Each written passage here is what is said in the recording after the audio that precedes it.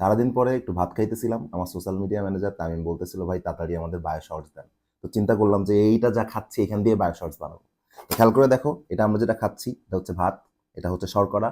শর্করাতে কত খাদ্য ক্যালোরি পাওয়া যায়? শর্করাতে এবং আমিষে 4 খাদ্য ক্যালোরি করে পাওয়া যায় প্রতি 1 গ্রামে। আর অন্যদিকে তোমার হচ্ছে স্নেহ বা লিপিডে কিন্তু প্রায় ডাবল, অর্থাৎ 9 খাদ্য ক্যালোরি বা 9 কিলো ক্যালোরি পাওয়া যায় প্রতি 1 গ্রাম স্নেহ বা চর্বিতে। আচ্ছা, এবার আর কি আছে এখানে? এবার এখানে কিন্তু আছে লেবু। তো লেবুর বৈজ্ঞানিক নাম কি? তোমরা সবাই কিন্তু লেবুর বৈজ্ঞানিক নাম এভাবে মনে রাখতে পারো। সবাই জানি আমরা লেবুতে একটা অ্যাসিড থাকে, সেই অ্যাসিডের নাম হচ্ছে সাইট্রিক অ্যাসিড।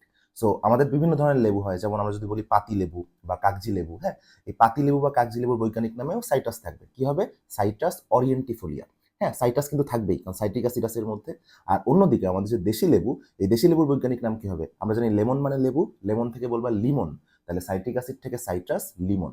হ্যাঁ, তাহলে কাগজি লেবু আর পাতি লেবু এর বৈজ্ঞানিক নাম হচ্ছে সাইট্রাস অরিয়েন্টিফোলিয়া, দেশি লেবুর বৈজ্ঞানিক নাম হচ্ছে সাইট্রাস লিমন। আর কি আছে আমার প্লেটে? আর দেখো, আমার প্লেটে আছে হচ্ছে যে ঝাল। ঝাল নিয়ে যখন লেখাপড়া করতে যাই তখন কিন্তু আমরা বলি ঝাল জাতীয় খাদ্য গ্রহণের জন্য আমাদের কোনো টেস্ট বাড নাই। আমরা কিন্তু জানি আমাদের জিহ্বার অগ্রভাগে মিষ্টতা, পশ্চাৎভাগে হচ্ছে তিক্ততা, কিন্তু ঝাল জাতীয় খাবার খাওয়ার জন্য জিহ্বায় কোনো টেস্ট বাড নাই। এটা কিভাবে ঝাল লাগে? কারণ এটা খাইলে আমাদের জিহ্বায় জ্বালা পোড়া সৃষ্টি হয়, যে জ্বালা পোড়াটাকে আমরা ঝাল বলি। আর একটা জিনিস দেখা যাচ্ছে এখানে, সেটা হচ্ছে একটা জিনিসের অংশ, সেটা হচ্ছে রসুন। ঠিক আছে, রসুন। তো এখান দিয়ে মনে রাখবা, পেঁয়াজ এবং রসুন হচ্ছে বাল্বের উদাহরণ। তোমরা বাল্ব টিউবার যখন পড়ো নগ্নবীজী বৃত্তিবীজ অধ্যায়, তখন আরো জানতে পারবা।